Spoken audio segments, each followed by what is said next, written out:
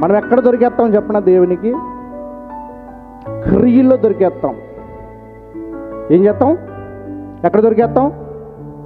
క్రియలో దొరికేస్తాం. ఆ క్రియలోనే దేవుడు మనల్ని పట్టేసుకుంటాడు అంతే.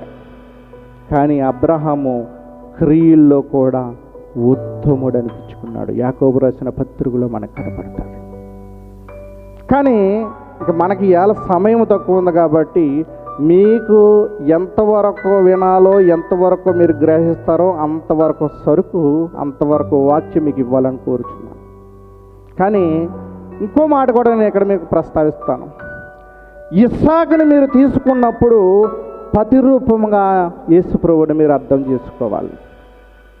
అబ్రహామును తీసుకున్నప్పుడు దానికి ప్రతిరూపంగా పరలోకపు తండ్రిని కూడా మీరు లిస్ట్లో తీసుకోవాలి.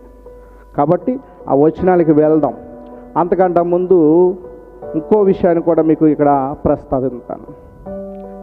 అబ్రహాము ఆదికాండము 22వ అధ్యాయము మనం చదువుతున్నప్పుడు మీకు కుమారుని గురించి అస్సలు అవగాహన రాదు. అంటే బలిచ్చేహారు అనుకుంటాం. కానీ అక్కడ రాబోతున్న ఒక గొర్రె పిల్లను సదృశ్యంగా ఇస్సాకు బలిగా అర్పణము అయిపోయింది. ఇచ్చేసాడంట అంతే.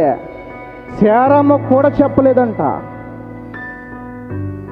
ఇస్సాకును దేవుడు అడుగుతున్నప్పుడు శారమ్మ కూడా తెలియకుండా ఇస్సాకును తీసుకోడు. అనుకోవచ్చు ఇస్సాకు బాగా తక్కువ వయసు అనుకోవచ్చు. కాదు, దాదాపు ఇంచుమించు తండ్రి కట్టెలున్నాయి, నిప్పు ఉంది, మరి దహింతకి గొర్రెపిల్ల లేదని అడిగాడంటే జ్ఞానం ఉన్నట్ట? బాగా అర్థం చేసుకోవాలి. జ్ఞానం ఉందా లేదా? ఉందా లేదా? ఉంది. అంటే ఆ ప్రశ్న అడిగేసేటనుకో, ఆ ప్రశ్న మనం ఆ వయసును మనం నిర్ధారణ చేస్తే ఇంచుమించు 21, 22 వరకు ఉంటాయి అంచనా ప్రకారం.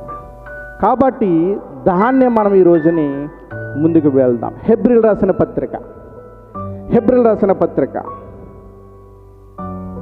11వ అధ్యాయము విశ్వాసం అనేది ఎలా ఉన్నదో చూపిస్తున్నారు. విశ్వాసము మేము చూపించలేము, విశ్వాసం ఎవ్వరు చూపించలేరు. కానీ ఆ ప్రభు నీలోకి వస్తే పరలోకములో ఒక తండ్రి ఉన్నాడు, తండ్రి పక్కన కుమారుడు ఏలుతున్నాడని నీవు నీ ఆత్మ ప్రభుకి అంగీకరించే వ్యక్తిగా ఉండాలి. నువ్వు ఎప్పుడైతే ప్రభు మనసు అయిపోయామో, ఎప్పుడైతే